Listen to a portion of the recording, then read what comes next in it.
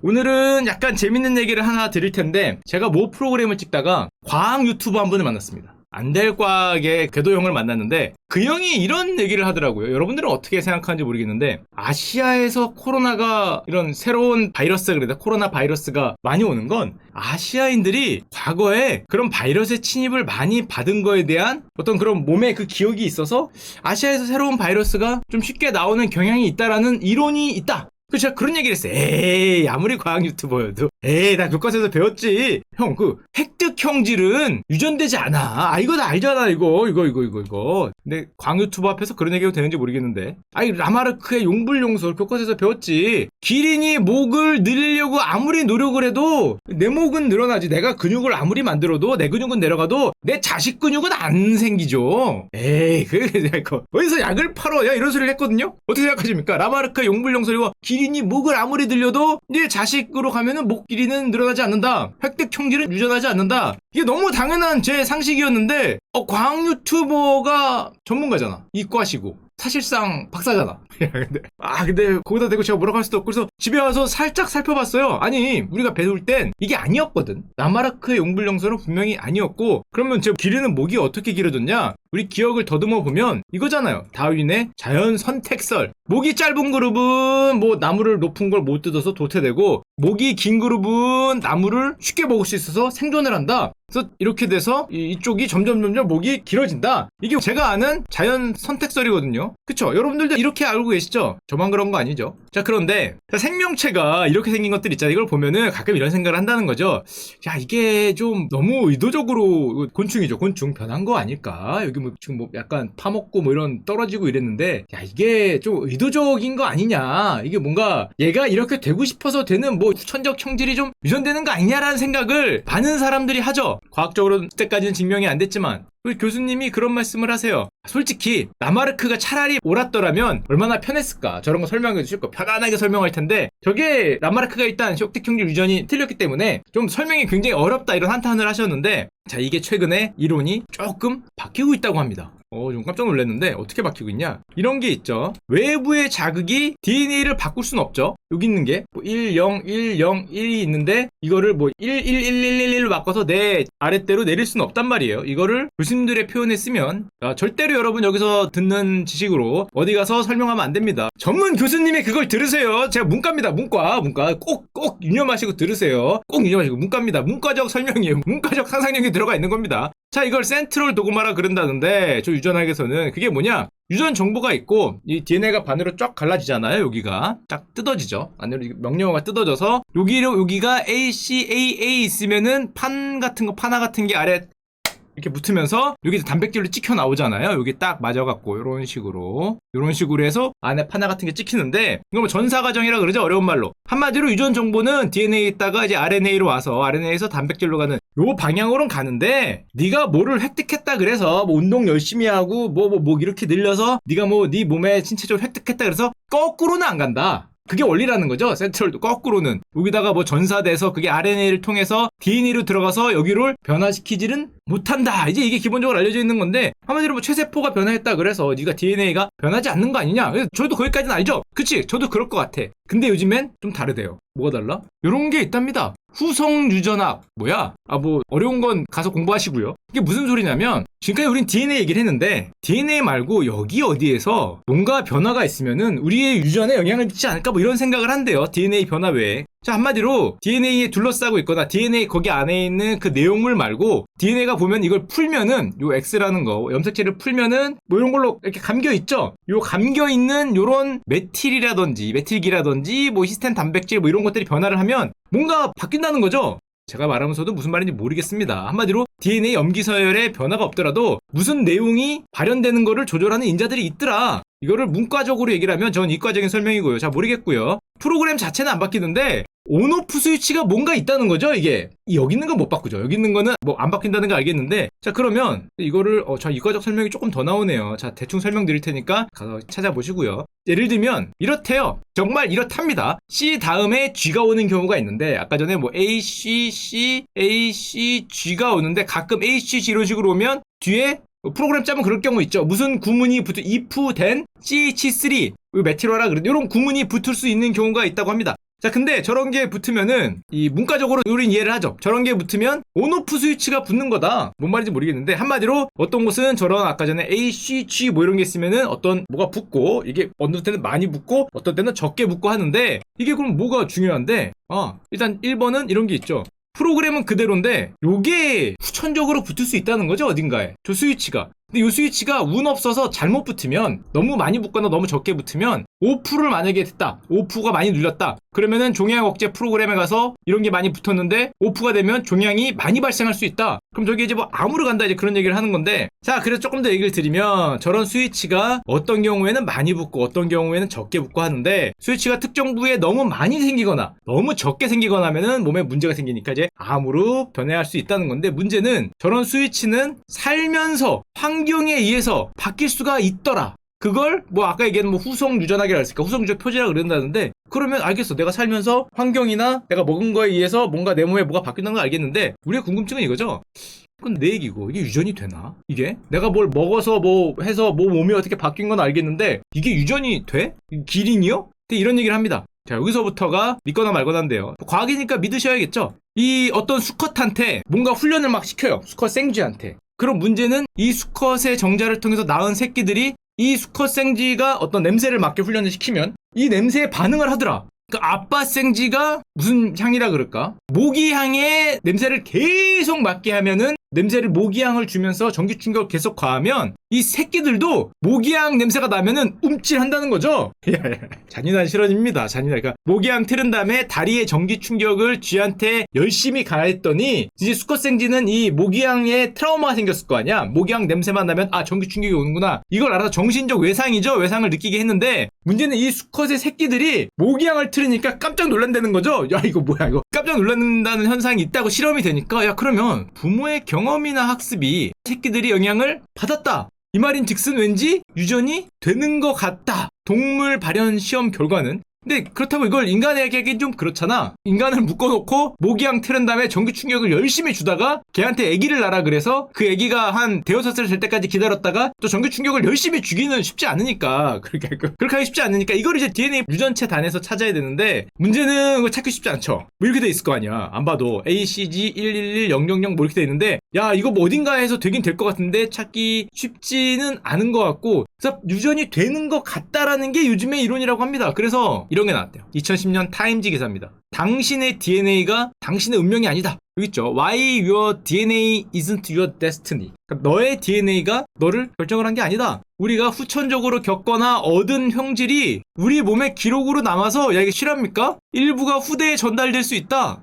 내가 겪은 무엇인가가 내 자손 때에 영향을 미친다는 거죠. 약간 내가 알던 과학 상식과 반대인데 나는 분명히 이거 아니었는데 내가 너무 옛날에 과학을 배웠나? 음식이나 화학물질, 오염물질, 자외선 이런 것들 자극을 받으면 이게 유전체 어딘가에 남아서 아래로 내려갈 수 있다는 거죠. 근데 이건 아닙니다. 이거를 이렇게 생각하면 안 돼요. 내가 롤을 열심히 했으니까 내 아들도 롤을 잘하겠지 라고 생각하면 안 돼. 이런 배우는 게 간다는 게 아니라 내가 롤을 열심히 해서 자꾸 엄마를 상대방이 찾아서 내가 심리적 충격을 받아서 내 몸 유전체 어딘가 변화가 오면은 그 변화가 내려간다는 거죠. 그 아들은 롤을 잘하는 게 아니라 심리적 데미지가 입은 상태에서 한다는 거죠. 그러니까 이 체세포적인 관점을 벗어나야 됩니다. 롤을 잘한다는 게 아니라 그거에 의해서 뭔가 유전체 어딘가에 쓴다는 건데 그거를 아까 전에 얘기했던 거를 조금 더 얘기하면 이런 거. 아버지 쥐가 겪은 스트레스 경험이나 몸 안의 변화가 자식에게 전달이 되는 것 같다. 동물로 보면은. 그리고 인간도 비슷한 예가 있다고 합니다. 예를 들면은 뭐 이런 거. 출생 전 기근을, 어떤 전쟁에 의해서 기근을 겪은 사람들의 아이가 기근을 겪지 않은 사람들의 아이에 비해서 특정 수치가 굉장히 높다는 거죠. 뭐 PTSD가 높다든지 당뇨병에 걸리는 확률이 높다든지. 전쟁을 겪었다 그래서 내 DNA가 바뀌진 않잖아요. 근데 이거 말하면서도 이게 제 과학적 상식과 거꾸로 가기 때문에 말하면서도 무섭습니다. 이게 맞는 말인지 틀린 말인지. 자, 문과니까 이게 맞대요. 지금 신문학과에 나왔습니다. 신문학까지 이게 맞다고 합니다. 전쟁을 겪었다고 내 DNA가 바뀌진 않는데 전쟁을 겪었던 사람들의 자손들은 뭔가 다르다는 거죠. 몰랐다. 그렇다고 합니다. 자, 관심 있는 사람들은 전문 교수님이나 유튜브를 찾아보시고요. 자, 그래서 옛날에는 라마르크의 용불용설을 그리면 목을 늘리려고 하면 목이 들어갈까? 이건 모르겠는데 획득 청질은 유전될까? 뭐 이거잖아요. 결국에는 열심히 한 게. 옛날에는 이게 말이 안 됐죠. 그래서 오죽하면은 이런 말이 있었습니다. 이게 라마르크 아저씨인데 워낙에 그때 무시를 받다 보니까 그런 대도 않는 이론을 갖다고 그 당시에도 엄청 무시를 받아갖고 죽을 때 눈을 못 감았다는 말이 있습니다. 그래서 그 딸이 라마르크 아저씨가 돌아가실 때 세월이 아버지의 원수를 갚아줄 것이다 라고 얘기를 했대요. 야, 얼마나 억울했으면. 내가 맞는 것 같은데 하도 틀리다 그러니까 물론 틀렸죠. 물론 틀리긴 했는데 이 딸이 이랬다고 그러는데 세월이 흐르고 나다 보니까 후속 유전학이라고 저런 게 등장을 하면서 획득 형질, 내 몸에 체세포가 유전된다는 게 아니라 내가 하는 어떤 행동이나 환경이 내 유전체 전체 어딘가에 영향을 미치면서 그 형질이 후손에게 전달될 수 있다는 거죠. 그러니까 환경이 유전자에 영향을 미친다는 거고 아까 말한 거 이거 근육이 유전된다는 건 아니죠. 하여튼 그렇긴 하지만 이렇게 이론이 바뀌었다고 합니다. 바뀌었다고 해야 되나? 이런 이론이 대세라 그래야 되나? 뭐 맞다 그래야 되나? 이런 이론이 등장을 했다고 합니다. 그래서 여러분들은 롤 같은 거 할 때 부모님 찾거나 아니면 여러분들이 심한 충격을 받을 만한 말을 많이 하시면 여러분들의 애도 거기 영향을 미칠 수 있다는 거죠. 엄마들이 이렇게 태교하고 그러는 것도 다 이유가 있는 거고 어디 가서 함부로 신경질을 내거나 화를 내거나 뭔가 증오하거나 그러면은 그게 여러분들 몸에 그대로 남아서 어딘가에 영향을 미쳐서 그게 그 여러분들의 자손에 쭉쭉쭉쭉 갈 수 있으니까 항상 그 즐거운 생각, 기쁜 생각, 그 사랑하는 생각 이렇게 좋은 생각을 하시면 여러분들이 그 좋은 유전체를 남길 수 있다. 과거하고 뭐 달라질 수 있다는 거죠. 사랑하세요. 작년쯤에 제가 이거 말씀드렸던 것 같은데 서울 영동대로 복합개발 사업이 착공을 했습니다. 어딘지 아시죠 이거? 삼성역과 봉은사역 사이. 혹시 모르시는 분 계실까봐 여기 여기가 압구정이고 이쪽이 뭐 청담 그런 데죠. 청담, 여기가 잠실, 그리고 삼성역이고 봉은사 사이 여기 도로가 있는데 여기다 이제 개발을 하겠다라는 건데 갑자기 또 이 생각하니까 옛날에 한번 말씀드렸던 생각이 나네요. 제가 옛날에 말씀드렸죠. 거짓 하나 없는 옛날 회사 팀장님이 자기 진짜 돈 언제 버냐고 이렇게 월급 벌어서 우린 언제 부자가 될까 이런 말씀을 팀장님이 나는 평생 해서 여기 아파트 한 채밖에 없어 라는 말을 저한테 했던 기억이 아직도 납니다. 도대체 얼마일까? 지금 토지거래 허가구역이던데 아예 거래를 하려면 허가를 해야 되는데 나는 저기 아파트 한 채밖에 없어 현금도 없고 이러 어떻게 사냐라는 말을 제가 회사 나오기 전이니까 한 4년 전에 들었어요. 4년 전에 여기에 아파트 한 채면 지금 하여튼 얼마일지 상상이 안 되는데 갑자기 그 생각이 나네요. 여기 아파트 한 채밖에 없고 참 힘들다 이런 말씀을 하셨는데 팀장님 축하드리고요. 자, 저희 개발 계획을 좀 보면 2021년 7월 드디어 착공을 했습니다. 영동대로 복합개발 사업 2028년에 완공 예정이고요. 거의 7년이 걸리는데 이 옆에서 보이는 게 이제 무역센터고 요 아래가 코엑스죠. 그리고 여러분들이 뭐 걸어 다니는 거 왔다 갔다 걸어 다니는 거고 여기 뭐 가끔 SM 타운 있고 뭐 그러는 곳인데 위를 도로를 그때 말씀드렸지만 다 밀어버리죠. 도로를 없애고 여기가 공원입니다. 공원. 가운데 있는 대로는 어디로 갔냐면은 땅 아래로 들어갔죠. 아래 지중화가 돼서 일로 도로가 들어가서 여기로 나오는 이게 영동대로 복합개발 사업인데 생각보다 규모가 어마무지합니다. 정말 어마무지. 이걸 보면서 개발비는 생각보다 얼마 안 해요. 개발비는. 왜? 땅 아래로 뚫으니까. 개발비는 저기가 서울시 거기도 하고 땅 아래로 뚫으니까 한 1조 원 정도 들어간다 그러는데 문제는 지하 6층에서 7층까지 파고요. 땅 위가 중요한 게 아니죠. 지하가 이런 표현을 쓰더라고요. 국내 역사상 가장 거대한 지하 도시가 삼성역 코엑스 아래 생기는 겁니다. 이 넓이가 잠실 야구장 30배다. 잠실 야구장 거기에 30배의 대규모 지하 도시가 들어선다는데 아니 어떻게 그렇게 클 수 있냐? 이유는 있습니다. 이게 왜냐? 저희가 클 수 있는 이유가 보시면 여기만 이 아래 지하가 지금 지하 6층이라는 건데 여기만 있는 게 아니죠. 옆에 코엑스 있죠. 이쪽에 뭡니까? 현대자동차가 뭐 100층 넘어 세운다는 우리나라 최대 건물을 만들겠다는 그 GBC 한전 부지 10종 가지고 샀던 땅이 여기죠. 그래서 이 지하도 또 개발을 하니까 한마디로 이 지하를 다 연결시키겠다는 거죠. 땅 아래 지하를 지하 5층, 6층을 파서 저기를 다 연결시켜서 코엑스를 연결시키고 영동대로 아래도 연결시키고 GBC 지하까지 연결을 시켜서 거대한 지하 도시를 만들겠다. 그렇게 되면은 그 크기가 잠실 야구장 30배, 63빌딩 규모의 2.5배가 지하로 들어간다는 거죠. 자, 그런 개발 계획인데 일단 뭐 위치는 다들 아실 테니까 이렇게 돼 있는 거죠. 삼성역에 내리면은 여러분들이 많이 가는 코엑스가 여기고요. 코엑스 여기고 여기 현대차 GBC 100층짜리 올라가는 데가 여기고요. 여기 영동대로니까 여기를 다 판 다음에 이렇게를 땅속 4층, 5층까지 만들어서 거기에 이제 지하철 다니는 환승센터니까 말 그대로 뭐 KTX 이런 거 연결해서 이렇게 만들어서 이 아래서 이동도 하고 뭐 하는 거를 만들겠다는 건데 일단 지상부터 보면 서울광장 2.5배의 지상공원이다. 사람들이 걸어 걸어다니겠죠. 여기 이제 차가 못 들어가고 차가 이제 지하로 들어가고 위로 걸어다니는데 서울 광장이 2.5배니까 여기도 영동대로 지상 부분하고 옆에 아까 말했지만 코엑스하고 현대차 GBC가 같이 있는 뭐 그런 여의도공원 같은 느낌이 약간 날 것 같은데 여의도공원이나 서울고공 같은 광장 같은 그런 느낌이 나고 그것보다 지하가 이렇게 되죠. 맨 아래는 광역 지하철도 다니고 도시철도 다니고 지하 1층, 2층, 3층, 4층, 5층. 여긴 지하 5층, 여긴 지하 4층, 여긴 지하 3층, 지하 2층, 지하 1층. 지하 1층은 차가 다니는 데고 지하 2층부터는 뭐 쇼핑몰이나 뭐 그럴 테고 여기는 또 뭐 있겠죠. 백화점이건 뭐건 있고 저 아래는 지하철도나 이게 다니고 보면 옆에 여기가 코엑스 같은 데죠. 코엑스하고 연결이 돼 있고 현대 GBC하고 연결이 돼 있어서 와, 야씨. 야야야야. 와, 사람 무지하게 많을 것 같은데 저기. 뭐 환승센터에 쇼핑몰에 여기 교통 헬이지 않을까? 지하니까 괜찮나? 하여튼 뭐 어마무지한 거를 지하에다가 만들겠다는 그런 계획이 있습니다. 게다가 저기 통하는 노선이 6개의 철도 노선이라 그러는데 다 확정이 됐는지 모르겠어요. 뭐 어떤 건 되고 어떤 건 안 되고 왔다 갔다 하기 때문에 정확진 않지만 뭐 이런 거 뭐 급행철도, GTX, 뭐 위례선, 뭐 급행철도 등이 다 여기를 통해서 이런 식으로 이렇게 가도록 해서 여기가 환승센터로 만들겠다는 거죠.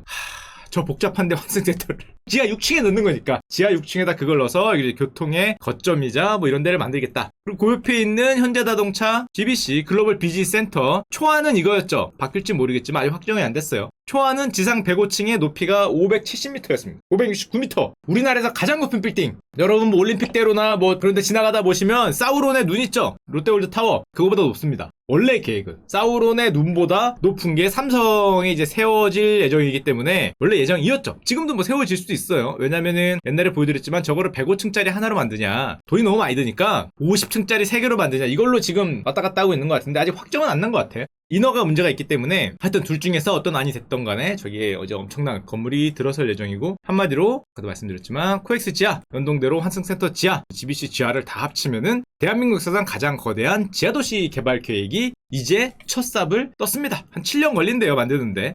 와, 저 완성된 다음에 가면 진짜 사람 엄청 나겠다라는 생각과 그 옆에 아파트가 있으시다고 아파트 한 채밖에 없는 자신의 인생을 한탄하셨던 저희 팀장님, 다른 팀 팀장이셨죠? 4년 전에 저한테 왜 내 인생은 이렇게 힘드나 아파트 한 채밖에 없고 축하드립니다. 사람 인생은 모르는 거죠. 야야 그렇게 될지 누가 알았어. 토지거래 허가구역이 되면서 그렇게 될지 몰랐는데 하여튼 그렇고요. 자 근데 그것만 있냐? 아니죠. 왜? 옛날에 한번 보여드렸지만 이제 첫 삽을 뜨니까 다시 보여드리면 그거는 제가 지금까지 얘기 드린 건 여기죠. 그럼 또 뭐가 있냐? 있죠. 이게 있죠. 이건 다르냐? 다르죠. 여기는 잠실입니다. 여기는 탄천이죠. 탄천. 강이고 강. 한강 이제 지류고 여기 이제 다리 건너서 가는 건 여기 잠실이죠. 이것까지 통으로 두 개를 합쳐서 A 플러스 B 1+1으로 개발하자는 게 이 원 계획입니다. 참고로 여기가 봉은사죠.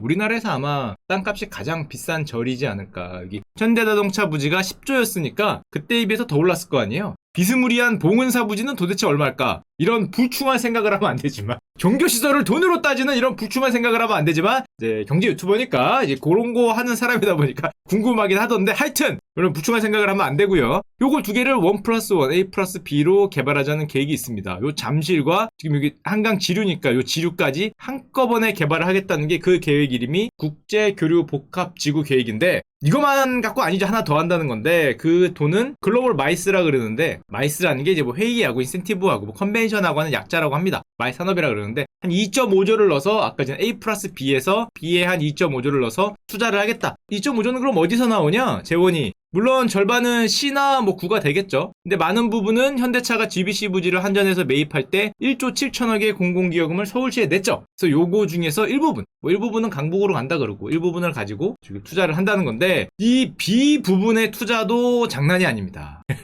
네, 다시 부러워지는데요. 잠실 주경기장 있는 거 이거 리모델링 한다 그러죠. 그 앞에 있는 지금 빈 공간들을 여기다가 전시 컨벤션 센터를 만들다든지 온갖 시설을 넣는다는 계획들이 있는데 예를 들면 이 계획이 있죠. 옆에 보면 저 공간에다가 뉴 트레이드 타워라 그래서 70층짜리 제2 무역센터를 세울 예정이고요. 요거죠. 요걸 세울 예정이고 옆에 보면 특급 호텔이 있죠. 이것도 한 1000석? 뭐 이렇게 된다는 거랍니다. 여기를 보면은 코엑스 서울 잠실이라고 써있는데 여기를 코엑스 같은 걸로 만들어서 여기도 땅을 다 파겠다는 거죠. 땅을 다 파서 지하 왕국이라고 해야 되냐? 여기서 뭐 이런 뭐 어마무시한 뭔가를 만들고 싶은 그런 계획이 있습니다. 저기도 파겠죠. 코엑스라는 거 보니까 안 봐도 팔 텐데 그 크기가 여기가 서울 잠실 코엑스인데 삼성 코엑스의 한 3분의 2 정도, 12만 제곱미터 정도 된다고 하고요. 특급 호텔 아까 말씀드린 거 한 1200실 정도, 스포츠 컴플렉스 만석짜리, 잠실 야구장 신축한다 그럽니다. 이거 뭐 돔이라는 설도 있어요. 아닐 수도 있고, 여기 있는 거 돔구장이 될 수도 있다 그러는데 아닐 수도 있어. 돈이 많이 들어서 안 되지 않을까? 하여튼 그리고 여기다 이제 한강 탄천이 흐르니까 이쪽에 요트까지도 하겠다는 그런 멋진 게 옛날에 한번 보여드렸지만 또 잠실만 올림픽 트레이드 파크라 그러는데 뭐 쭉쭉쭉쭉 있죠. 컨벤션 센터, 뭐 야구장, 스포츠, 마리나, 타워, 시설, 몬시설에서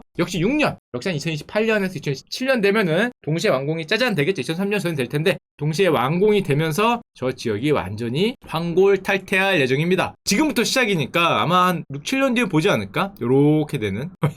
그래서 저기가 아까도 말씀드렸지만 지금 부동산 거래 허가구역이죠. 허가구역. 사고 싶어도 허가를 받지 못하면 못 산다라는 이제 그런 지역이 되어 있습니다. 뭐 어마무시하지 않을까라고 생각이 돼요. 이제 시작을 했죠. 이제 일단 저기 뭐 사는 분들은 축하드립니다. 저기하고 우리나라 대표적인 개발지구가 반포 있죠. 반포도 언제 한번 소개시켜드릴 텐데요. 반포, 그리고 용산, 그리고 지금 말한 영동대로 저쪽이 뭐 어마무지한 개발 계획들이 줄줄이 있죠. 나올 때마다 말씀드리겠습니다.